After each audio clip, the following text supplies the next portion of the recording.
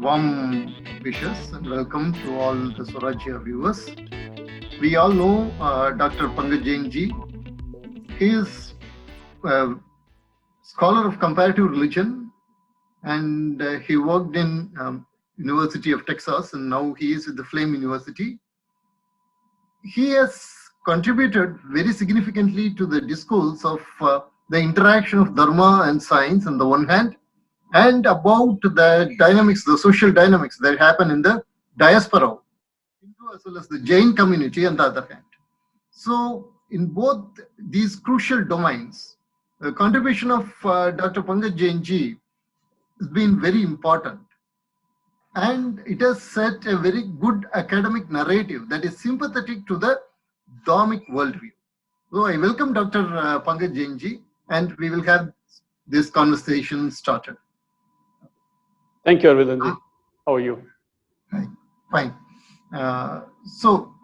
Professor Jain, how exactly you got involved from being a software professional? How you got into this Dharmic studies?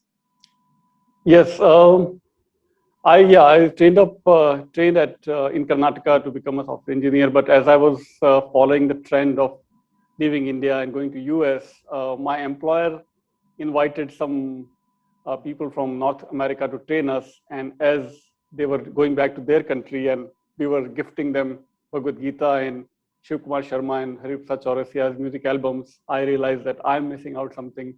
I'm leaving my motherland, but have I really dived into the cultural traditions of India? And that's where my search began for my heritage. And as I arrived in New Jersey, and then eventually at the first opportunity, as soon as I could, I became a full-time student at Columbia first, and then got into PhD at University of Iowa, and then continued my journey thereon. Right. Professor Jain ji, actually, here in India, Hindus are a majority. Then suddenly when you go into United States, you are a minority in a radically different, culturally and socially different society. How was that feeling? How exactly you observed that shocks? Yes, that's a pretty common nostalgia or nostalgic feeling, homesick feeling for most immigrants, almost all immigrants, as they leave their motherland and go to a foreign land. It's a huge loss of one's culture, heritage, languages, people, and whatnot. So that's where I think people become even more serious about their heritage. They try to cling on to some local Hindu, Jain, Indic kind of organization, academic, cultural, religious organization. So that's why Hindus have now built more than 1,000 temples across North America in last 20, 30 years, and on, because of that loss, which is very painful. To minimize that loss, people become more serious about their culture and heritage. So everywhere we go in America, North America, we have these Sunday classes going on for kids, just to make sure that they learn and be aware of at least some part of our heritage and language also. Language is getting lost. Sadly, second generation or next generations are not able to maintain their language fluency in their spoken language. For example, Hindi, Tamil, Telugu, Gujarati, doesn't matter. It's a huge loss. But heritage or cultural values, at least through English or food habits, are surviving still. So yeah, so that is happening among all immigrant communities, especially Indian immigrant community, which is the largest diaspora community in the world now. Indian diaspora is the largest in the world, as you know, Aravindan ji. And so Indians are trying their best to maintain their heritage, but it's a challenge. It's a huge challenge. Now, with respect to Indian spirituality and Indian spiritual traditions, are the Indian community insular with respect to their spirituality in the diaspora settings, in the entire Protestant North American setting, or the Indian diaspora religiously insular? In fact, in your book, you have given instances of how we reach out through yoga, Ayurveda, etc. But the point is still, are we, very frankly, are we a proselytizing community that goes and interacts with the people, or are we kind of an insular community like the Jews? We interact with them, but we keep our own inner core separate. That's a good comparative community that you brought out. I think we are more like Jews. I think most of our people, I think they're still in the process of settling down, even though now they have been there for so many decades now. They're not fully ready to be able to assert their identity, their heritage, but they celebrate and appreciate when the mainstream white community embraces yoga, or if they perform some Bollywood style dancing in their Christian wedding. We become very happy and we are very proud that we are doing something good with our films or with our yoga, that non-Indians are also adopting it. But we still lack that courage or confidence or self-esteem, I think, to be able to really ask for example, a holiday for Diwali. Now, we tried very hard in Texas, but we didn't succeed because many of our own people started saying, why do we need a holiday for Diwali? School districts where more than 60% kids are of Indian heritage. Why shouldn't there be a holiday for Diwali? If it is a secular country, yes, it is a secular country, but we do have national holiday for Christmas.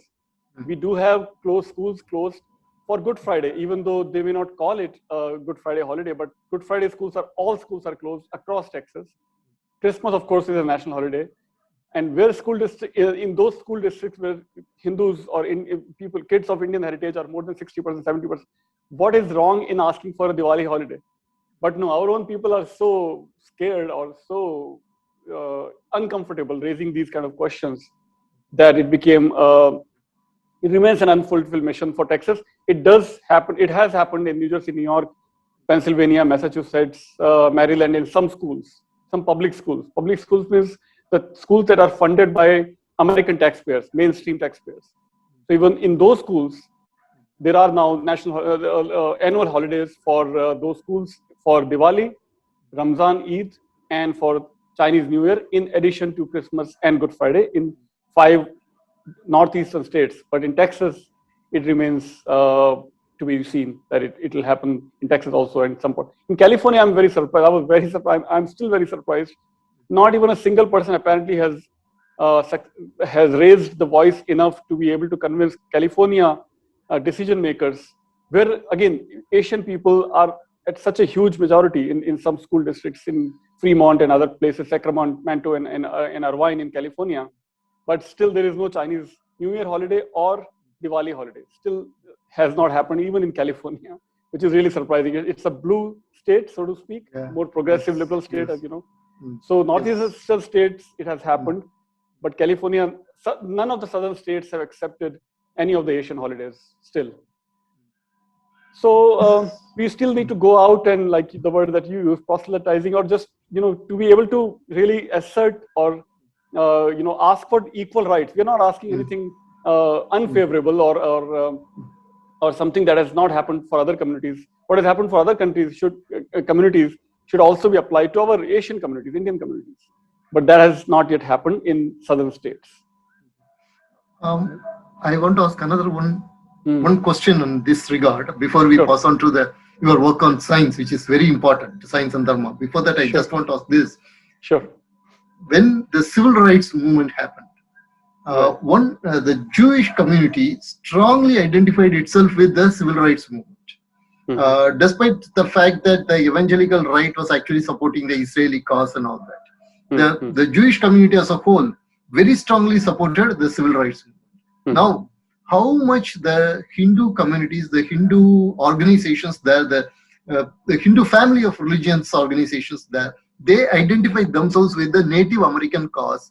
There are kind of a dialogue between Native American spiritual traditions and the Hindu family of religions. That's a great question also. So there is one organization that has tried its best to work with many indigenous communities across the world. But that's a very fringe, small part of the word that you use, Hindu family or organizations. It's a very, very small, probably less than 1% people, Hindu people, are even aware of this kind of an effort where similarities are being explored between the Hindu traditions or Hindu traditional communities and indigenous communities across the world. For mainstream Indians or Asian people, it has not yet happened. There is a great scope to work more closely with indigenous communities with civil rights-based movements and organizations, African American communities, Latin American communities, Jewish communities. But our people have, I think, we still have a lot to do in those regards. Our efforts largely are limited to either profession-based organizations, such as All Indian Doctors have created a huge, I think, the largest ethnic organization in America for doctors is of Indian doctors. So that has happened, but it is mostly for their own professional networking, or they invite star artists from India and do some fundraising for philanthropic causes. But civil rights, advancement of civil rights for Asian Indians has not yet happened to the extent that it should have happened by now. Even by great, huge, these wealthy organizations such as Indian doctors or Indian software engineers are not even thinking of those issues. They are, I think, happy with their huge cars and huge houses that they have, that they're building, and they're building their temples. They're supporting their temples to their credit. But civil rights is not yet on the arena, on the radar of most of the people, at least that I have come across with. Some exceptions are, I think, the next generation of they call themselves now South Asian as they become next generation. So South Asian, next generation South Asians are doing better than the first generation that came from India fresh. So next generations are now working with mostly with Muslim students and other South Asian students, college students, and so on, to raise awareness about civil rights further from the next generation's perspective. But that generation, I think, lacks the passion for their heritage, that uniqueness that Indic heritage brings to the table. There, I think, their focus mostly seems to be on racial grounds, that they should get the equal rights as white people might be getting the similar rights. But that passion or that pride for unique Indic contributions to the world, that angle is missing in the next generation, obviously, because their connection to India is very thin, very intangible. Whereas the fresh who came from India, no longer for 20, 30 years now, they're in US. But those people who have come from India to US, they lack the proper training or proper orientation to be able to advance a civil rights cause, because they lack the training, they lack the awareness of what, like you already mentioned, that Jews and African Americans did a great struggle, huge struggles, ongoing struggle to assert their civil right, to gain equal civil rights. So that kind of passion for civil rights is missing from people who have come from India directly. So I try to differentiate the first generation and the next generation of Indians. And you also said about Indians in your book. Also, you have mentioned this. You have dealt about this particular aspect in detail. That the Indians are becoming a very vibrant, economically vibrant and strong voice. Slowly, they are rising up.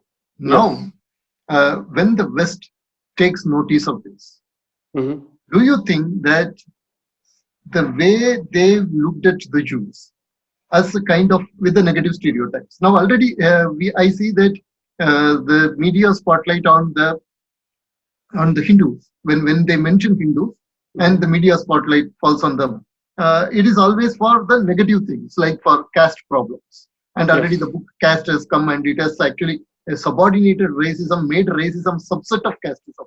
And thus, do you think that the Hindu society is now becoming the next Jews? In the sense, a negative stereotype is slowly getting built around them, so that the next generation wants to move away. As you rightly said, it doesn't want to call themselves as Hindus. They don't want to identify themselves. Even with India, they want to identify themselves as a very neutral South Asian term.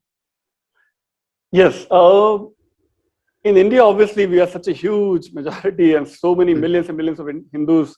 These questions are more, I guess, fresh and burning in our minds here. But there, the question for most Americans these days is not about these kind of issues. I think the most burning issues for America is the huge, sharply poisonous divide between Republicans and Democrats, between left and right, mainstream left and mainstream right. So Indians are somewhere sort of sandwiched between the two, because neither left fulfills what we want, nor right fulfills what we want. Some things left does that helps us and harms us. And the other things right does that helps us and harms us. So we are caught in between, in this crossfire. Any kind of movement that is going around, civil rights movement or Occupy Wall Street movement or movement against Trump, movement against gun rights, movement against any movement from left to right, it always, we are always confused. Whom should we support? Because in some cases, our values may match more with the right. In other cases, our values match more with the left. So the divide is really, so if anything, the civil unrest in America is mostly along the political lines, ideological lines, not, and then some racial communities naturally identify more with the left. For example, African Americans or Latin Americans. But Jewish Americans and Indian Americans are not sure, because Jewish Americans, again, in some ways, I think their needs would be more held by Democratic Party. In other cases, their needs would be more held by Republican Party. Ours is a similar case. So we are not really target of any sort of attack yet in a big way. Yes, there are stray incidents of racial attacks against us, and those are mostly by right. I have to point that out. So white nationalists, when they are thinking of white nationalism, everybody is an enemy. Hindus are enemy, even Jews are enemy.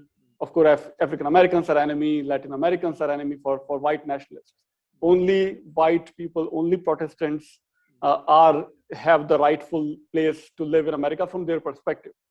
So if white nationalists have their day, we are in their crossfire. But white nationalists are already hugely attacked from everywhere else, from every media outlet except Fox News. There are some exceptions on Fox News that support white nationalism, not openly, but in a very in a subtle way. But most media outlets are strongly against white nationalists. Most, of course, entire Democratic Party openly will criticize white nationalists. So in that regard, we are helped when these voices rise against white nationalists. So it's a very complicated issue. So I don't think we are going to be attacked like Jews were attacked in Germany, to coming back to your question. So we are safe that way. But we never know, because the world is becoming so poisonously divided more and more because of these Twitter storms and all kinds of ideological poisonous battles and divides. We never know when we might get caught into this crossfire. So we have to be very aware and really be on lookout of what is happening in America. It's a volatile situation, and like we saw last month, the Capitol riots, it might happen again. The climate is extremely harsh in America as we speak right now. Millions are still out of power in Dallas, in Texas, where I come from. I was there for a decade and so on. So it's an extremely volatile situation. But the most anger again is against the rich elites as we speak. So to give an example of what is happening right now in Texas, the anger from left is against the rich upper middle class and upper class, who are mostly white people. So they have the power, and lower racial classes or immigrant communities do not have power. So again, this is again left versus right divide, not exactly racial divide yet. So we are okay for now, but you never know what will happen next. One very interesting thing that I found in your book was this. It was the footnote. It was a detailed footnote about the attacks on Tulsi Gabbard. Yes. And those attacks, there is a kind of a forewarning that if you become powerful, yes, with your own culture, not like Kamala Harris, like Tulsi Gabbard. Even Tulsi Gabbard may not be an ethnic Hindu. She is just a Dharmic Hindu. So if you become powerful, then there will be these kind of attacks on you. Is it kind of a forewarning? Yes. So I think attacks on Tulsi again came mostly from, as to the best of my knowledge, they came from I have to say right, which is fundamentalist Christians attacked her religious background of ISKCON. Her parents come from ISKCON background and so on in Hawaii. Also from the radical left, right? Right. So I was just coming to that. So if whatever attacks that might have come from left is because Tulsi Gabbard has many times opposed Hillary Clinton, and the big push on the military to go and attack places like Syria. See, she openly criticizes democratic leadership's views on sending troops at the first instance to send troops in harm's way to places like Syria or Iraq or Iran. She's against that kind of policy, which is the mainstream democratic position. So that becomes the reason for when you speak against Hillary Clinton or Obama or Bill Clinton, obviously radical left will also attack you. So these are two different reasons. Again, so she's caught in this crossfire because of these different reasons. So attacks from both left and right. But she is not as powerful as we might hope. She's, she's just a lone voice. And yes, she's very proud of her Hindu background, and she sends these best wishes on Janmashtami and Diwali and Holi and whatnot. But she is a really, very small tiny minority within even the left, within even the Democratic Party. So yes, we celebrate her success and so on, and we wish her all our best.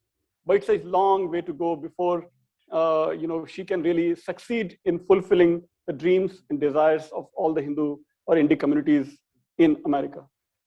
It's a long way to go. This is the last question I want to ask you in this particular aspect of your studies is, if you want to provide a roadmap for the Hindu family of religionists in United States, not South Asians, the Hindu family of religionists in United States, what would be that road? Okay, that's a huge question. First of all, would be great to really, I think you were already asking great questions. So I think I would start from where Hindu values have really succeeded and shaped some parts of America. For example, I think our values, like I trace in my book's first chapter, our values that really influenced Thoreau and Emerson, the transcendentalists or the Boston Brahmins in the previous century. So we have to start from there. Many of our people are not even aware of those things. How we helped shape the liberal values of America, starting from Thoreau and Emerson, Raja Ram Mohan Roy, how hugely he influenced American values. Then we have to focus, really, first we have to train ourselves, right? And then we have to, I think, second big milestone that our values really helped improve America is, like you were already hinting at, civil rights movement. So we have to build on those two heritage. We have to remain connected and be proud of our Indic heritage, but we have to look at how Indic values or Hindu values helped America. So we have to look at American history. So start from transcendentalists, then go to the civil rights movement and see and remind ourselves, we really just love this fact that Dr. Martin Luther King, in a way, sort of modern father of nation, if we can say anybody for America, that would be Dr. Martin Luther King. And he actually came to India. He visited Gandhi's home in Mumbai. He and many of his other colleagues came to India, learned how nonviolent resistance movement has worked in India. And then they helped bring those values to America and civil rights movement and how that movement still goes on, and it's not finished. That work is still going on. So I think those two would be the huge milestones where we have to. So most of the Hindus, I think they are still focusing on Swami Vivekananda. First Hindu to come to America, of course, he remains the biggest inspiration for all Indians in any part of the world. Doesn't matter America or India. But even before that, our values had already reached America through Raja Ram Mohan Roy or through Emerson, through Thoreau, and many others. And also how Martin Luther King took our values and helped improve America. So I think we have to take equal pride and equal awareness of equally more important values, that equally more important milestones in American history. And I think build from there, and how we can gel in a better way with mainstream America without losing our identity, but becoming I think Zoroastrians are a great example for that. I think when Zoroastrians came to India many centuries ago, they promised the native local Gujarati emperor that we will only sweeten your milk more as sugar melts with milk and it makes it more sweet. We will not act as like a lime or lemon. We'll act like sugar and make your milk more sweet. I think that's the approach if we take in America. I think that would be a great value too. So, for example, some other values such as yoga and Bollywood dance I already mentioned, but also vegetarianism is a great gift from India to the world, and many Americans are going even beyond vegetarianism, veganism. So those are the things that I think are more and more non-violence and non-possession, cutting down our need, cutting down on our carbon footprint based on our renunciatory values that our culture already has for millennia. We have practiced these values. Our millionaires, billionaires, Birlas and Bangers never had these huge cars or huge bungalows. They all still had very simple lives, and they donated all their wealth for needy people. So those are the values I think that can really help, raise up our own community across America, and our kids, our next generation, won't have to forego their connection to the Indic heritage, because we have these great values to bring to the table and help improve America and the world even better, even more. That would be my humble. And now I want to go to the next most important works that you have done in the field of the interaction between science and Dharma. Right. And in this, in your latest book, you have mentioned a very important thing, that whenever the Western academia and the academia influenced by the West, whenever they talk about the interaction between science and this, they always talk in terms of the categories of religion, whereas Dharma is something different. Can you please elaborate on that? Yes, Aravindan. Yeah, thank you for reviewing both of my books for Swarajya. And as you already noticed from my book, as you noticed in my book, so I start from there that Dharma is not religion. Dharma is religion combined with ethics, combined with cosmic law, combined with sustainability. Dharma comes from the root dhri, which means to sustain. Sustain connects with sustainability and sustenance. Dharma is all of that. It's a support system. It's a supportive force, supporting force, like the Mahabharata defines, of course, and many other definitions of Dharma exist across our Sanskrit texts in Mahabharata. And in Jainism, defines Dharma as non-violence. Buddhism defines Dharma as Buddha's teachings, and so on. So Dharma is much beyond religion, which is simply faith or belief in one God, and doing prayer on Friday, Saturday, or Sunday basis, and following a book and all that. So Dharma is much beyond that. So there are, of course, many books on religion and science, and there has been always this tussle between, like one of my colleagues mentioned in Texas some time back, that there always have been this tussle between Jerusalem and Athens. Right? So Athens is representing the rational world, the philosophical world or scientific world. Jerusalem representing the religious world of Judaism, Christianity, and Islam. So this tussle between Jerusalem and Athens goes back to Galileo and Copernicus and on and on.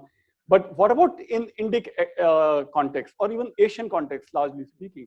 So in India and China, if we can include China also, Chinese heritage, Chinese millennia-old heritage, also I think pretty nicely would match with Indic heritage, where many of these discoveries were made by people from Dharmic background. And there is not an incidence that I can think of where a discoverer was punished or was persecuted, right? So our discoveries, such as mathematical discoveries, were all sort of made by acharyas, right? And Bhaskar Acharya and on, and right, Aryabhat and Brahmagupta and on and on. So those, so that's where I think the Dharmic world has a different relationship with the scientific discoveries, is what I wanted to propose. And from that background, I started looking for example, and I came across an NGO called HESCO, Himalayan Environmental Studies and Conservation Organization. It's an acronym, HESCO. So the HESCO was started by a botanist, Dr. Anil Joshi. He just received Padma Bhushan last year, and many other awards. And so a botanist starts a work to save the environmental resources, natural resources of Himalayas and other mountain region across India. Now, as he is a scientist, he's a botanist, PhD and professor, and he renounces his job being a professor and starts working with his students to save the natural flora and fauna of Himalayas, Haridwar and Dehradun and across Uttarakhand now.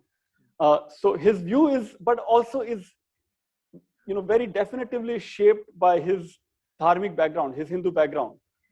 So he has no calm, or he has no hesitation in inspiring people to also worshiping, have this reverence for natural resources. In his own office, I visited his office many times. It's like an ashram. So HESCO compound is an ashram kind of is a campus outside Dehradun outskirts.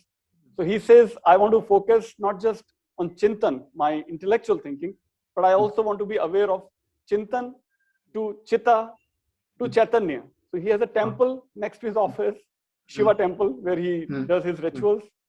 and he has chitta also. He also does cremation.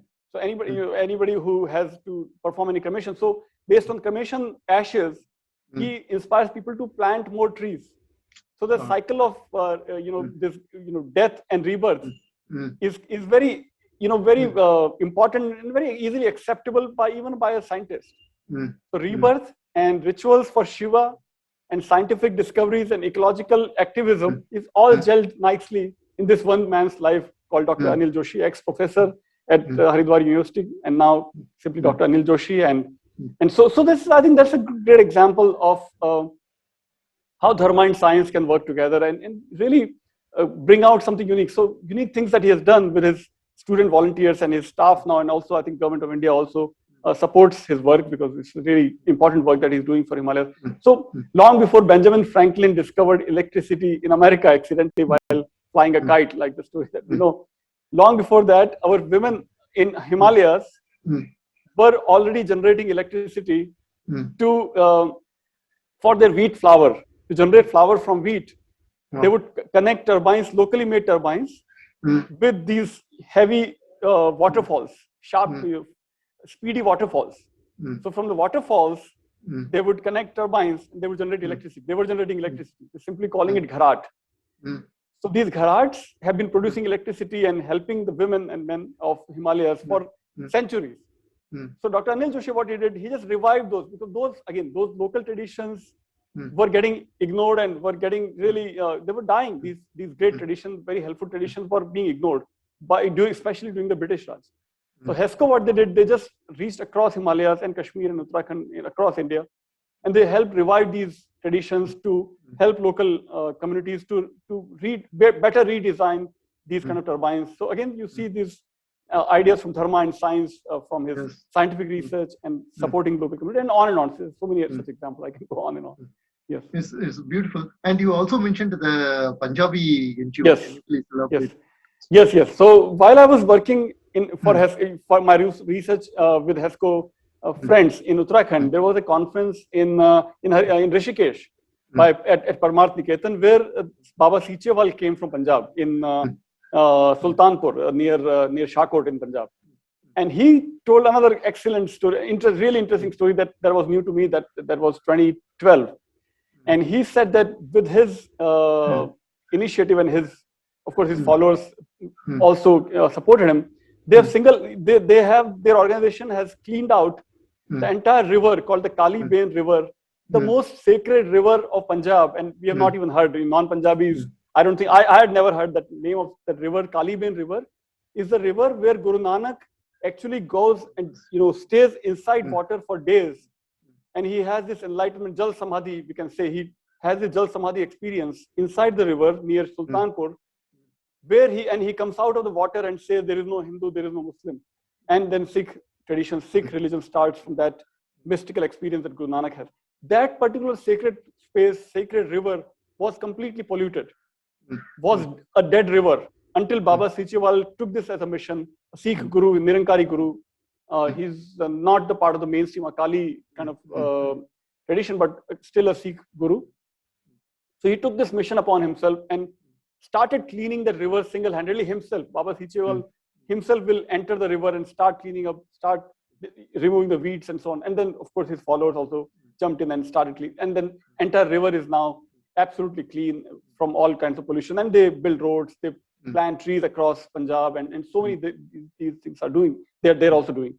So that work is more towards, I would say, religion and ecology. From Sikhism, they quote Guru Granth Sahib's verses. Guru Granth Sahib itself is a combination of, as you know, many Indic texts, South Asian texts, I think some, right? So all those verses are quoted in Guru Granth Sahib, and Guru Granth Sahib verses are quoted by Baba Seechewal and his followers to help take care of their natural flora and fauna across Punjab. So those are the two lovely examples that I write in the second book. Mostly, but it's still mostly an argument for GEP, gross environmental product. Yes, I was about to come to that. Actually, I want to ask you on that. You actually, in that, you give a critique of GDP, and you tell that there has to be an alternative. And of course, even in the mainstream economics textbook like Samuelson, he tries to dethrone GDP, at least introduce the concept and tell that we have to develop something called net economic welfare in new. But these alternatives have not actually taken off compared to GDP. Still, GDP ranks. There has been a lot of effort to dethrone GDP. Do you think that an alternative can really be brought up with the work of the ecologists, the economists, and the dharmic seers and people who are involved in dharmic ecology coming together in India and developing a new indicator? Index, yeah. Yeah. I don't think there is an alternative. I mean, yes, you're right, absolutely right, that policymakers have not yet embraced the alternative measure of growth. But I don't think we have any alternative. We have to wake up to this, and sooner the better. Because if we measure our success or our progress, vikas, only through the output from industrial mechanisms, such as how many cars we are producing or how many jobs we are creating through industrial mechanisms, or how much food we are growing.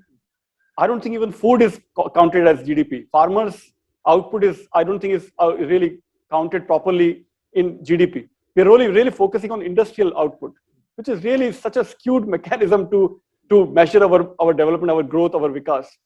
What Anil Joshi has proposed, and I just can't agree more with him, is that we should really measure how many trees we have grown in last 1 year, how many rivers we cleaned in last 1 year, how many mountains we preserved and protected in last 1 year, how many I'm adding from my side, how many cattle we have really successfully grown and taken care of in last week. If we don't count those resources, we are really cutting the same branch on which we are sitting.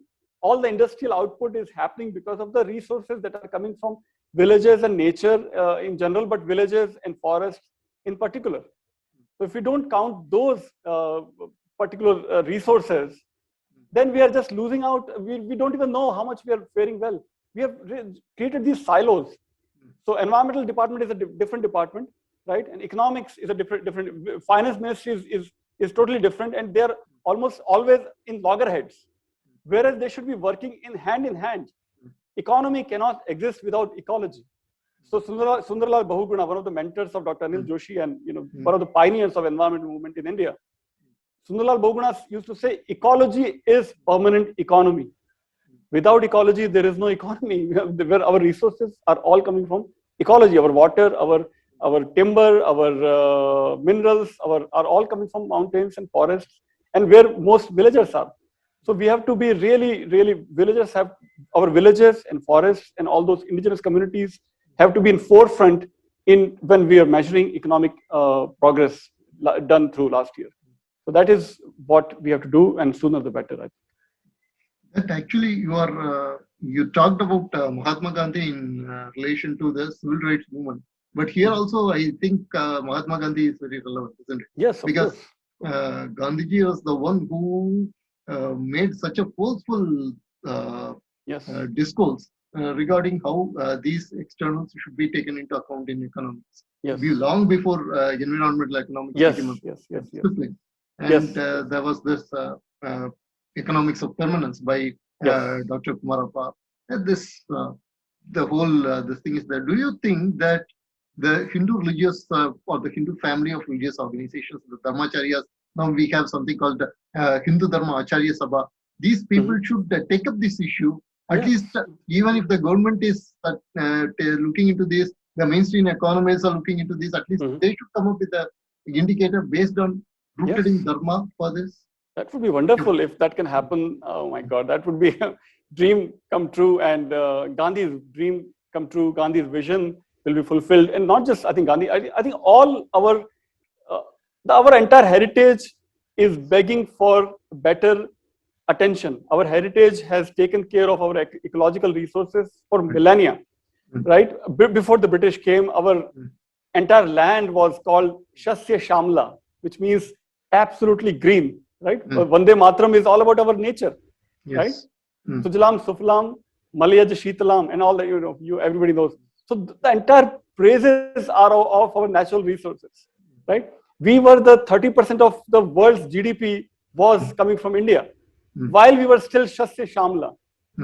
Now what is happening? We are just madly rushing for more and more GDP, more and more jobs, more and more vikas. Where is Shasya Shamla? Where is Sujalam Suflam Maledha Sheetalam? If that is not there, forget about GDP, right? We will be left to nothing, and we will be just such a poor and bad copy of all the failed policies of America. America has already done all those huge mistakes, and they are still doing it because of their mad rush for meat consumption. They are still destroying the Amazon forest, the rainforests in the Amazon region, because of the meat appetite of mainstream Americans. That's a huge reason for the loss of the loss of the rainforest in Brazil and South America and so on. So we better stop and wake up and take the Gandhi's vision and the vision of our entire heritage, which is to take care of ecology before worrying about economy, because without ecology, economy cannot exist. So yes, I think Gandhi is a great example, great role model, and Gandhi's values were all shaped by not just Hindu values, of course, but also he was in correspondence with Srimad Rajchandra, a Jain guru, for 6 years, and he takes all these principles to heart and renounces his clothing, starts walking like Jain monks do, and of course ahimsa and purusharth and walking, silence vows, which is very common among Jain monks. Many of those values also Jain values also becomes part of his life. From Gandhi, then from Srimad Rajchandra to Gandhi, from Mahavir to Srimad Rajchandra, at least Jains would like to narrate this story. From Mahavir to Srimad Rajchandra, from Srimad Rajchandra to Mahatma Gandhi, from Mahatma Gandhi to Sundarlal Bahuguna, and many other environmentalists, including Anil Joshi and Medha Patkar, and on and on. I think they are all really trying to say, if I understand them correctly, that our heritage has a different vision of economical progress, and if we ignore our heritage, ignore our ecological values, ignore our Shasya Shamla, and just go for GDP, then we are just becoming a poor copy of China or America or European countries, and that would be a big peril, big loss to our heritage and to our Shasya Shamla, as I keep saying. Now you mentioned about the Jain heritage. Yes. I just want to ask one question about the science in the larger context. Now, as in Jain philosophy, in Jain Darshana, you have the Saptabanki, which is a very important way of looking at reality. In fact, the sciences, the Western scientific heritage was at a standstill when the binary mapping of the universe broke down with the quantum mechanics and all, the particle and the wave and all these kind of binary, they broke down. Now, in this connection, how do we take darshanas like Saptabanki or Satkaryavata or the different the Darshanas to our children, so that they can view the entire science in terms of science? I'm asking it in terms of science because again, I also relate to this. I will ask another question. Both of you, please. Both of these questions I want you to answer. One is, how do we take the darshanas like Saptabanki, etc., to the children as part of their scientific worldview? And another one is, there is a criticism on the entire Indian heritage. It is not about one particular party or anything. The entire Indian heritage. There is a strong criticism that it is inherently anti-science by people like Mirananda. In your book itself, in the foreword, it has been dealt with very, very nicely. But I also want to hear from you on that. These two aspects, that there is a movement to cleanse entirely the science curriculum of any Indian values. And another one is, we have to bring in Indian values, and how do we reconcile this and take it forward? Right. Yeah. Right. So that's a great question, and very, we can just talk about that for so much time. I think it's a reaction to reaction. What is happening is, one reactionary force and then other reaction. So what happened, as we all know, that early part of our independence, most of our textbooks were written by erasing many important parts of our history, parts of our heritage.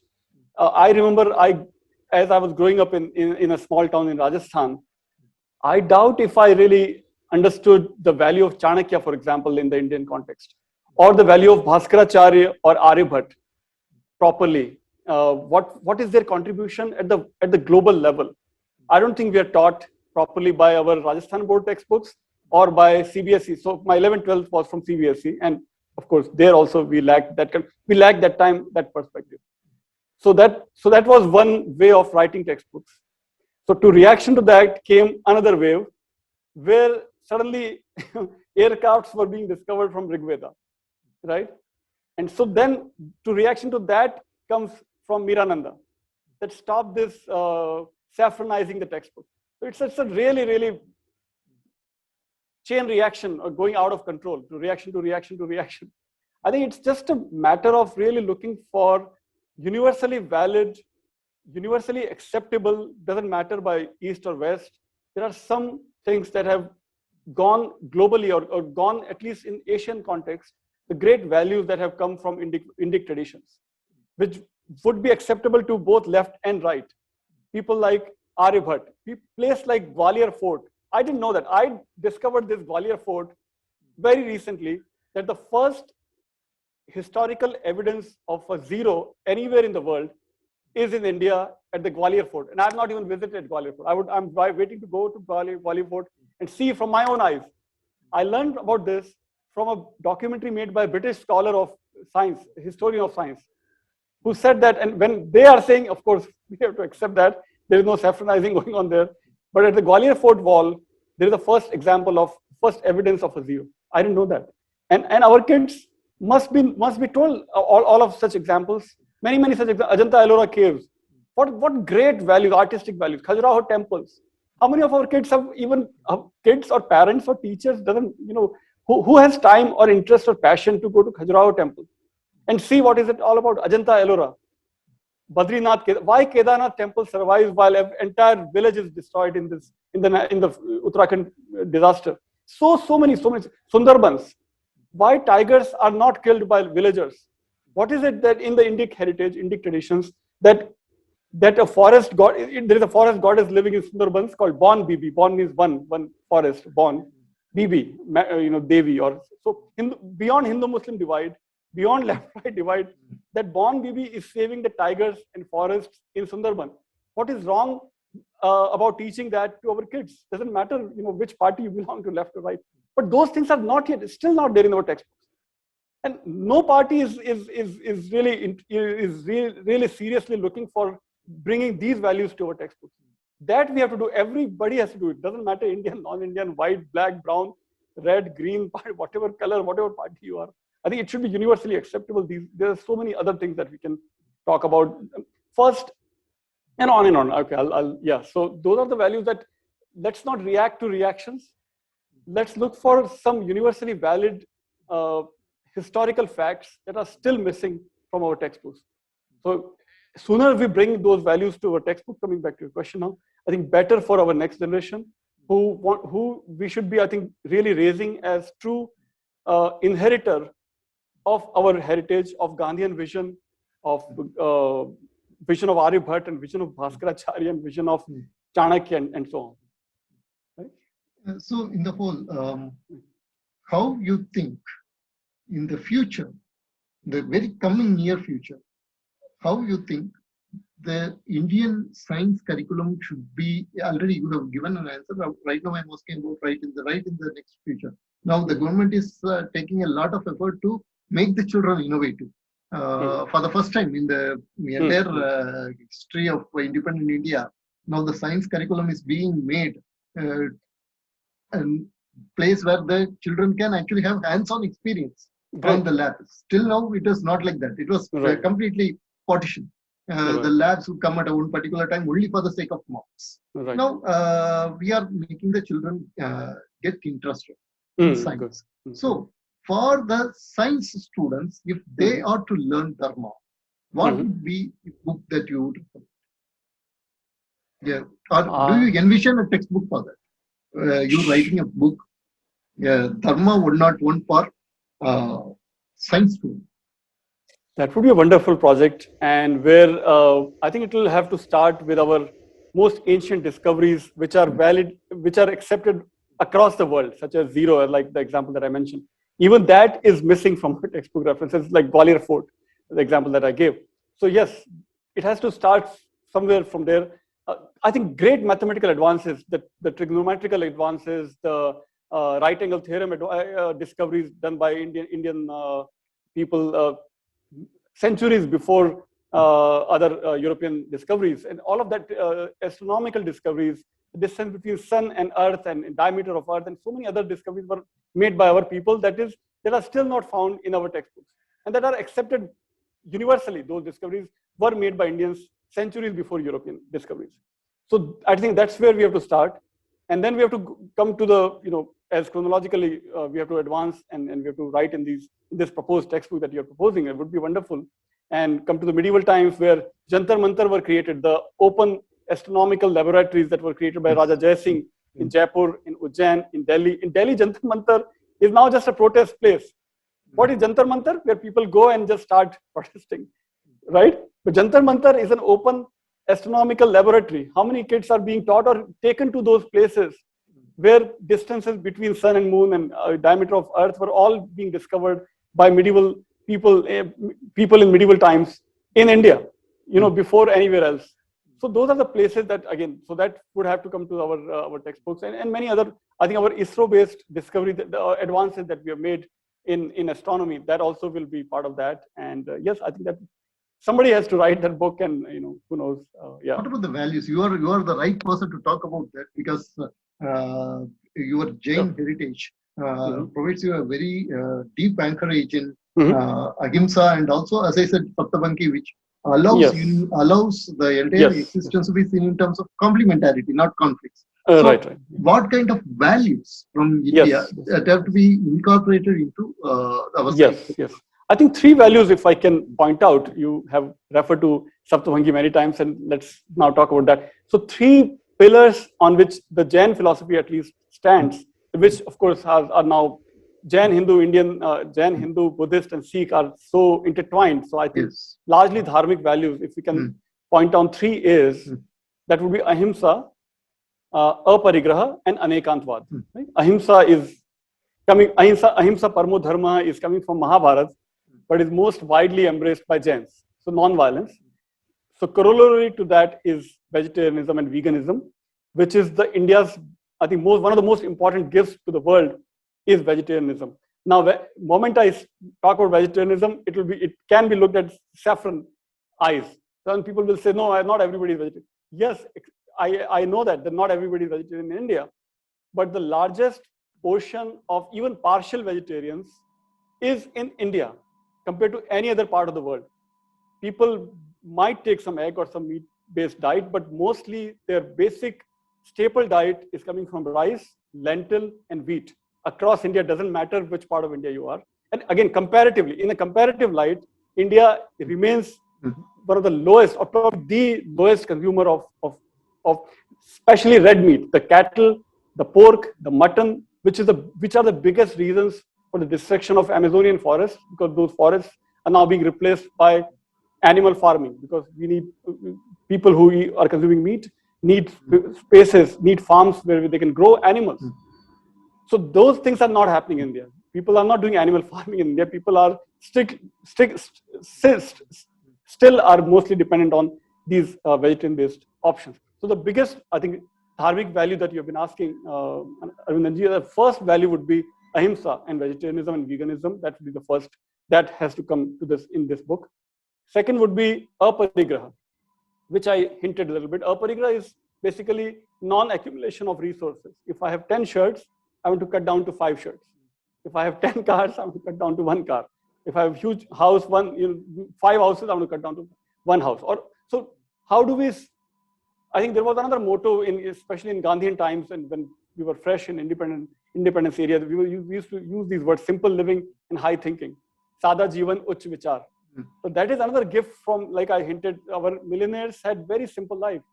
They were all about donating their wealth for philanthropic causes and living a very simple life, walking to their working places, living a very, very simple life. So that aparigraha is inbuilt into our tradition across the communities based on the renunciatory values and sannyas. And so sannyasi, any place in the world where sannyasis would not go hungry is India, because of this inherent respect for my book, I will give you one more example. When I was doing my master's in religion at Columbia University, my professor was Bob Thurman. He's still there. He's still teaching Buddhism. He's a friend of Dalai Lama. So he would say that this is his example. If I paint my face red, if I leave my clothes and have a stick in my hand and stand in the middle of a highway, national highway in India, chances are that within a day, I would start getting some money, free food. That is the inherent respect for sannyasis that India has. You know, anybody still largely, I think it's still true even in 21st century India, that sannyasis they continue to gain this inherent respect from Indian people because of this consciousness that have been passed through for millennia to support sannyasis, and not just support sannyasis, but live a life which is less on accumulation, less on greed, and more on need. If you can take public transport, take public transport. If 5 people can do carpooling in one car, do carpooling. If a bike is fine, if walking is fine to workplace, do that. If 3 generations can live together in one house under one roof, do that instead of dividing the houses. Still, thousands of families still have 3 generations living together only in India. Probably not only in India, but most, huge examples, many examples in India. So that's the aparigraha value. Ahimsa, aparigraha, and third is anekantvad, which you have been asking, saptabhangi. Right? Saptabhangi anekantvad is to not go and start killing other people just because others have a different point of view. I think huge examples of anekantvad we have in our, going back to at least 2000 years, right? When second time when Jewish temple was destroyed in Jerusalem, Jews come all the way to Kerala. They are shipwrecked to Kerala, and they live happily ever after for, like, of course, you already know all of them, just reiterating what we already know. For 2 millennia, Jews have been flourishing in India, thriving in India. They were called as Saturday oil pressers, Shanivar Telis, or Saturday oil pressers. That was their profession. And I confirmed this with my Jewish colleague in Dallas. When Jewish people left India and went to Israel, when Israel was created in around 1947, that was the first time Jews experienced some discrimination in their own native land. They never experienced any discrimination in India. That is a living example of saptabhangi anekantvad, that other is not to be killed just because they have a different point of view. Acceptance, tolerance, harmony. First example, Jews, right? Second, many people believe, and some people disagree also, but I would like to add that also in this series of examples of tolerance and harmony is the example of Christians, that St. Thomas Christians have been living in India for millennia, for centuries and centuries. First time they experienced persecution is when European Christians came in South India and they started persecuting the St. Thomas Christians in Kerala. That's another example, I think, of harmony and acceptance of Christians within the Hindu community, within Indic communities. But here I would like to add just one thing in this, because the Thomas Christians, they were basically Christians who came here in the 3rd century. And later they created this myth, unfortunately, after the evangelical Christians came in the 19th century, they created the myth of martyrdom of Thomas, which has absolutely no historical basis. I just want to add, just for clarification. What I want to say is that you are not referring, just for clarification. Right. So I will just highlight, then Muslims. So the oldest mosques in the world, Mecca, Medina, of course, in Saudi, but in India also, starting from 900 CE, we have the first example of a mosque also in Kerala. The Jews, Christians, Muslims have been living in Kerala and across India for centuries without any significant, any kind of this unrest that has happened in last 200 years, more and more in India and now across the world. Also, then other examples of Zoroastrians I already touched upon. When Zoroastrians came, they have been living in India for centuries, and now one of the biggest name in the business in India is Tata. Tata have a Zoroastrian heritage and Zoroastrian history, Parsis.